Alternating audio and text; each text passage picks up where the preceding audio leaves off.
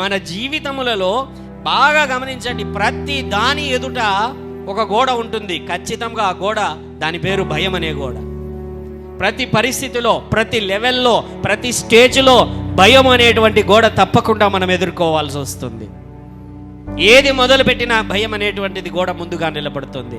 సాతాను తీసుకొని వచ్చేటువంటి గోడ, వాడు పెట్టేటువంటి ఆయుధములు, వాడి ప్రయత్నములు, వాడు ఉపయోగించేటువంటి టాక్టిక్స్ అన్నీ కూడా భయం భయం భయం. నీ ఉద్యోగంలో ఎదురయ్యేటప్పుడు గోడ, వ్యాపారంలో ఎదురయ్యేటప్పుడు, నీకు పిల్లలు లేకపోతే వివాహము, లేకపోతే డబ్బు, లేకపోతే ఆరోగ్యం, ఏ దాని ఎదుటైనా కూడా మొదట భయం అనేటువంటి గోడ.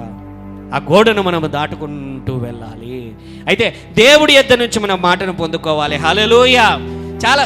చాలా మందిలో నేను చెయ్యలేను, నా వల్ల కాదు, ఇది కుదరదు, నేను పనికిరాని వాడను, I quit, I give up, నేను కుదరదు అనేటువంటి ఆలోచన నా వల్ల ఎక్కడైతుంది, నా చేత ఏమవుతుంది అనేటువంటి ఆత్మన్యూన్యతాభావం, ఇన్సెక్యూరిటీ ఫీలింగ్, లేకపోతే సెల్ఫ్ కాన్షియస్నెస్, సెల్ఫ్ కాన్ఫిడెన్స్ లేకపోవుట, రకరకములైనటువంటి గోడలన్నీ కూడా నీ యొక్క జీవితంలో ఏమవుతాయనంటే నిన్ను అడ్డగిస్తూనే వస్తాయి.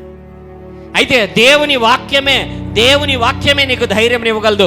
నేను చెయ్యగలను, నేను సాగగలను. చాలామంది స్త్రీలైతే పురుషులు ఏమంటారు తెలుసా? అమ్మో, ఏంటి చెప్పండి, అమ్మో నా వల్ల కాదేమో. ఈ మాట బాగా వాడతారు, అమ్మో, అయ్యో. హల్లెలూయా. ఏంటది? భయం.